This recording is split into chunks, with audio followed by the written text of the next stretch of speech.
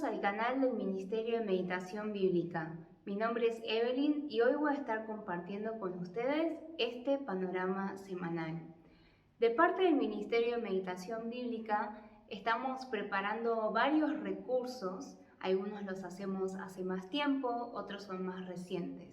Y entre ellos está este panorama semanal. Por ejemplo, está el calendario de meditación bíblica, está la palabra digital, ahora lo hacemos de manera digital. Tenemos también este canal de YouTube y otras redes sociales.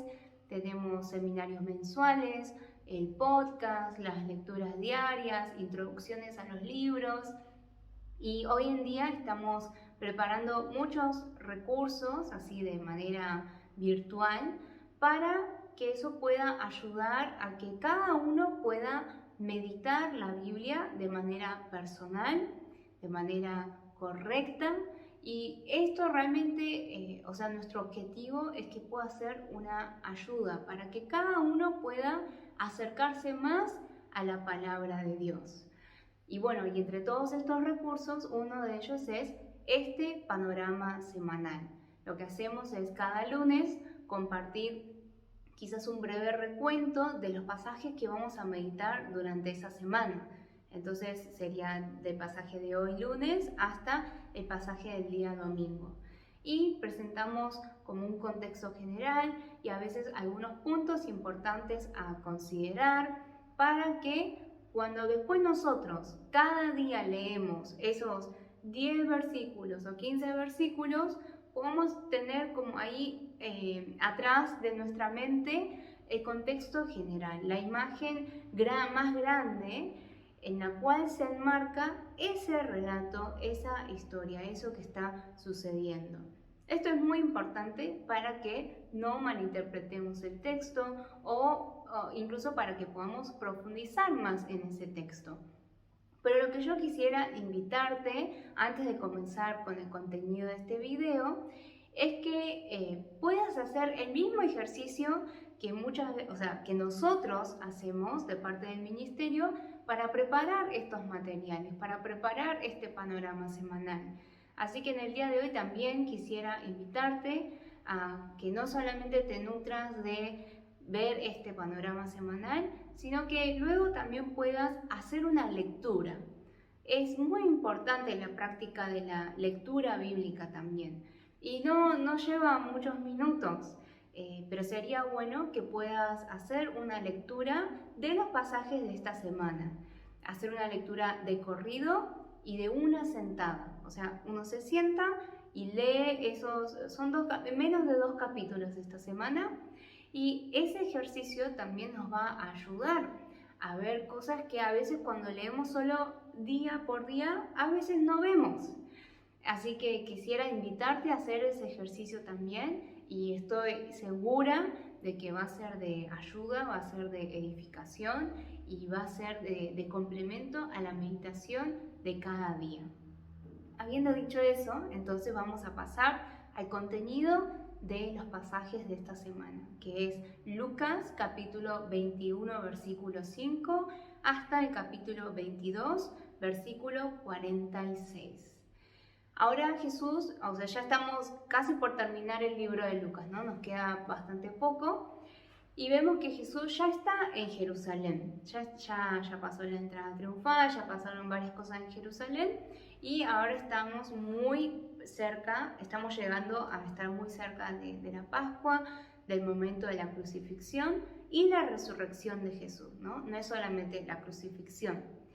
Entonces, eso es un poco lo que vamos a ver en estos 2 capítulos. ¿Qué pasa en el interín? ¿Qué pasa en la relación con las personas que estaban ahí, con los fariseos, los escribas, con los discípulos? Y en este sentido, entonces, quisiera en el día de hoy compartir 3 puntos que podríamos tener en cuenta a la hora de meditar. El primer punto que enfatizan los pasajes de esta semana es que Jesús mismo habla acerca de su padecimiento como el cumplimiento de las escrituras, ¿no? Como ya se viene haciendo desde pasajes anteriores también. Y en esta semana también vamos a ver cómo Jesús hace todo lo que es necesario, lo que está escrito acerca de Él.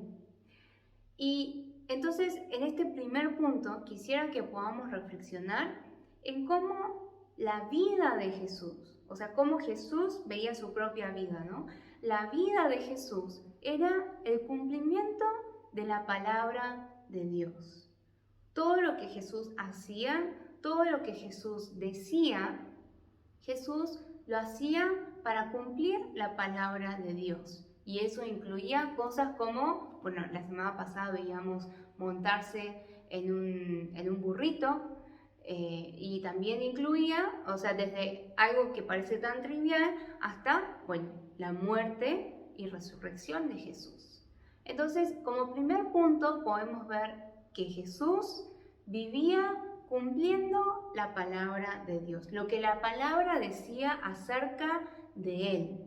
Y cuando veamos esto, quisiera que podamos dar un paso más adelante en nuestra reflexión, en nuestra oración a Dios. Y es partir de esta pregunta, bueno, ¿y yo cómo vivo?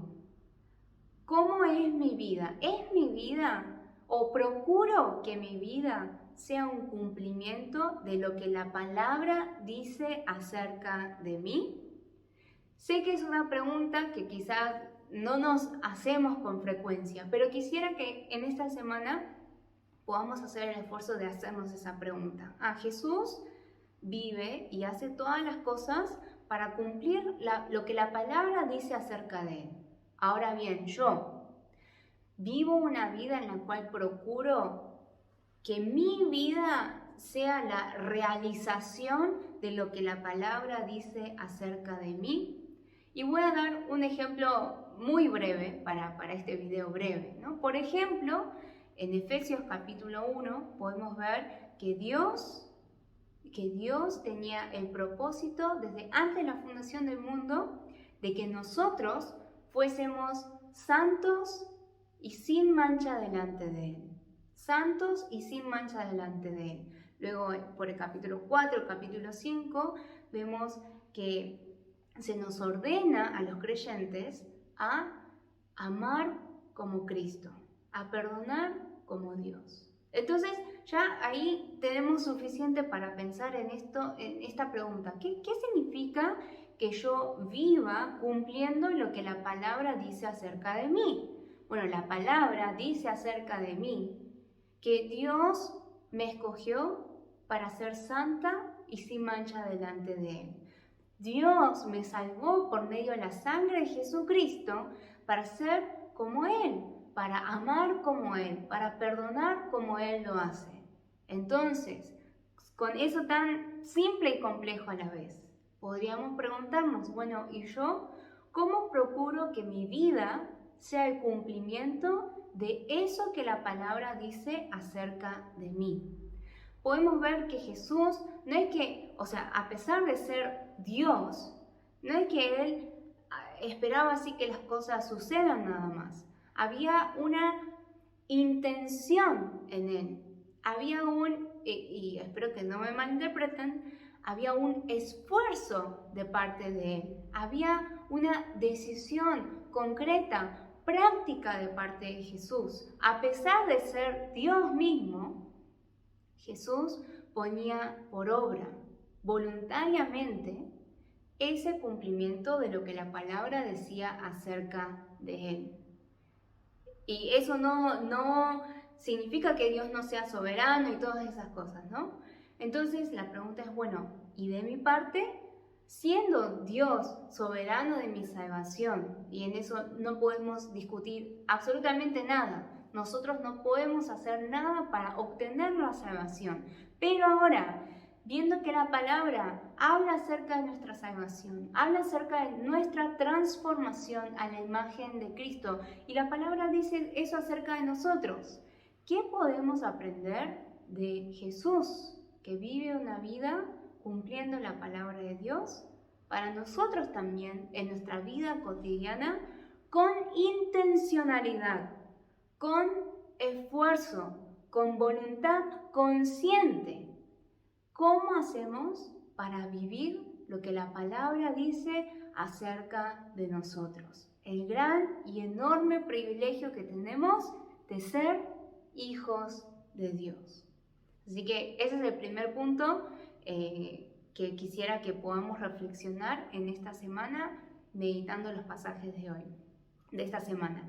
El segundo punto es que vamos a poder notar cierto desfasaje entre lo que las personas, incluso los discípulos, los fariseos y los escribas, tienen en mente, tienen en cuenta su perspectiva y aquello de lo cual Jesús está hablando. Es decir, vamos a ver un desfasaje entre lo terrenal y lo celestial.